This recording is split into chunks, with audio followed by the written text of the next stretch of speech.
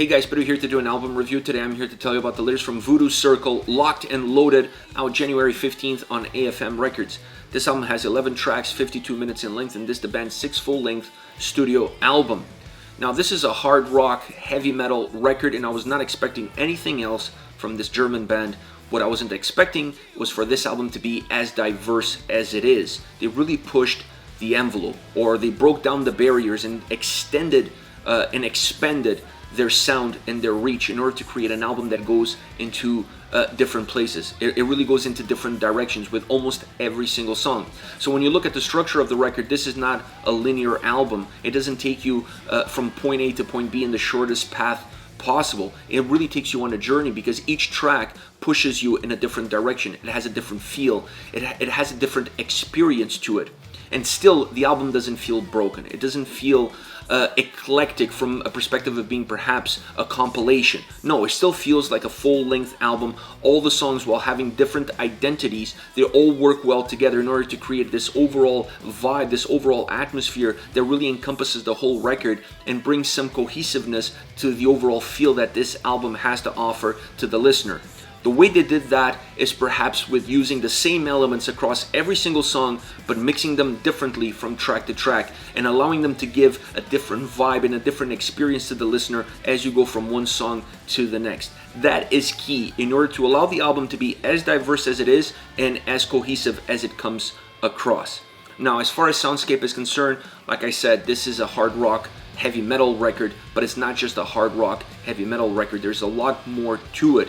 They used a lot of keyboards on this album, which brings a sense of symphonic metal into the mix, but also a little bit of electronic and even psychedelic at times. It really depends on how you interpret the keyboards or how you interpret the sound of the keyboards throughout the record. I felt that in some songs it had more of a symphonic approach, almost cinematic, giving that vibe to the song, and in some tracks it had a little bit more of an electronic or psychedelic feel. So here you go, using one element consistently throughout the record, but giving you a different soundscape to it that allows the listener to go in different places and make the songs feel slightly different while still using the same elements. Now, within the soundscape and outside of the keyboards, there are two bright lights on this album: the guitars and vocals.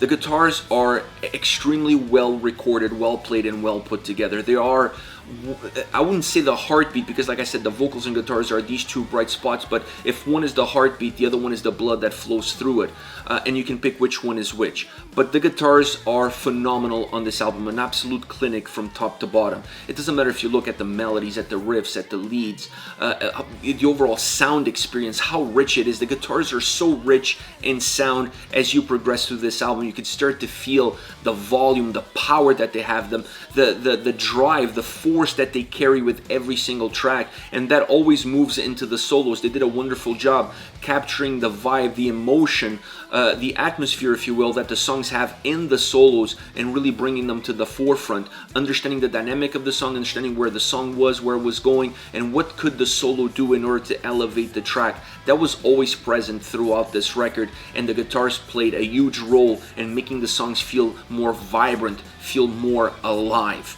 The other bright light, like I said, the vocals, 100%.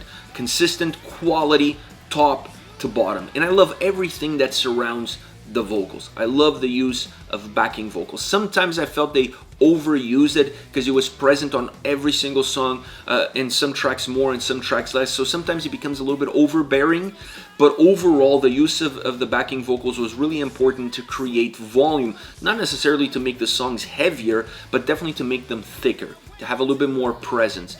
And you're gonna get Melissa Bonney doing some backing vocals on this record. That is always a great thing because it adds diversity, it adds a different look, it adds a different feel, and it completely changes how the backing vocals come across on a track when you have a different vocalist that has a different style, that has a different tone, and that has a different delivery. So vocally, this album is very strong front to back. There's not one song that you don't feel like the vocals and guitars are really fighting with each other for that bright spot, for that spotlight, if you will, so that everything can be focused on it. Sometimes I think they take turns. Sometimes one becomes a little bit more stronger than the other, or at least at portions, depending on where you are within the tracks themselves. But these two elements are definitely the shining bright spots that this album has to offer, and they really carry the quality of the record from the first all the way to the last song. Overall, I enjoyed the album. I felt that the weakest spot of this record is the overall structure, the track listing of the album. The album is very divided into two halves. The first half of the album is very dynamic, it's very fluid. The songs have a lot of bite, they have a lot of strength. They really carry the momentum of the record. Then the second half of the album has more stripped out tracks that have more of a ballad style approach. So it takes a little bit of the stinger off the record. The album becomes a little bit slower. Things starts to move at a much different pace and makes the album feel a little bit unbalanced as far as the emotion and the drive that you get from both sides of the record. So I think the quality of the songs is undeniable. All 11 tracks are amazing, but they could have been arranged in a better order in order to keep this record moving, in order to keep the listener engaged, in order to keep you wanting to come back for more, and not have such a strong start and such a slow finish.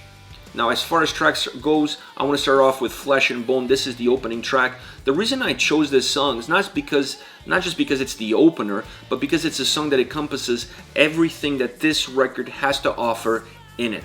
The way it's constructed, the dynamic that it has between verses and chorus, changing the eyesight of the listener, the ups and downs that you feel, the roller coaster ride that this track takes you on, the backing vocals that it has, how they're used in order to create volume, to create presence, the solos, the construction, the overall fluidity, how dynamic this track is. All of these different elements, the keyboard usage on this track, giving a little bit of a 70s vibe to the song. So all of the elements that are present in this opening track become what this album is all about. So this song is pretty much not just the opener for the record, but also a synopsis of everything that's to come later down the road. Next, Wasting Time, a song that has a little bit more of a classic rock feel to it, especially in the verses. It has this stop and go, coming and going kind of feel to it, and I really like that because it has this old school vibe to it. Then it becomes a little bit more layered, both musically and vocally, as you leave the verses and you enter into the chorus. It becomes more melodic, it becomes more intricate. There's a lot of more moving pieces at play that really change the feel of the song, that make this song feel a little bit bigger and not as simple and not as straightforward. The use of the backing vocals throughout, because you're going to get a little bit of it in the verses, you're going to get a little bit of it in the chorus. You could just see them popping in and out throughout the whole track. Once again, add volume, add presence. It expand the walls of the song and make the song feel slightly bigger and not as one-dimensional. So that is a huge role for this track, so that the track doesn't become a little bit overbearing and repetitive. It changes the feel, it changes how you approach the overall song. But definitely a track that has these two worlds colliding. The classic rock world with a more modern melodic feel that you're going to get in the chorus. The guitar solos are amazing, as they are throughout this record, but I felt on this song they played a unifying role, merging those two pieces together, that classic rock with that more modern melodic rock coming together in the way the solo comes across and how it's played, and how it sounds, and the energy that it gives to the song itself. Last but not least, Devil's Cross. The keyboard opening on this song is really interesting because it has a very psychedelic feel to it. And that feeling then morphs into how the whole song sounds. Not to say that the keyboard stays there with that same presence throughout on a consistent basis, because that's not the case. It almost feels like it disappears or evaporates into the overall soundscape that the track has to offer. But it lingers. That feeling, that psychedelic feeling that the keyboard gives you at the intro of the song really lingers throughout the rest of the track. This is a slow burning song.